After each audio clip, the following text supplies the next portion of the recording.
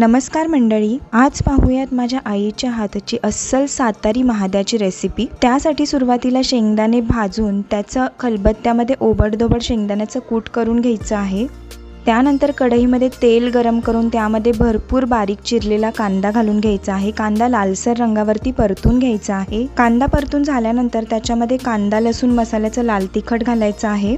अगदी कमी साहित्यात झटपट होणारी ही महाद्याची रेसिपी आहे। आता याच्यामध्ये आपल्याला थोडंसं पाणी घालून घ्यायचं आहे। या पाण्याला चांगली उकळी आल्यानंतर आपण याच्यामध्ये चवीनुसार मीठ घालून घेणार आहोत आणि लगेचच आपण जे ओबडधोबड कुटलेले शेंगदाण्याचं कूट होतं ते याच्यामध्ये घालून घ्यायचं आहे।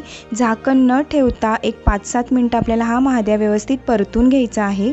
प्रवासात हा महाद्या 2 दिवस टिकतो। आजची माझ्या आईच्या हातची रेसिपी तुम्हाला कशी वाटली हे कमेंट करून नक्की सांगा। व्हिडिओ आवडला असल्यास व्हिडिओला लाईक, शेअर आणि सबस्क्राईब करा। फेसबुक आणि इंस्टावर पाहत असाल तर फॉलो करायला विसरू नका। Bye bye.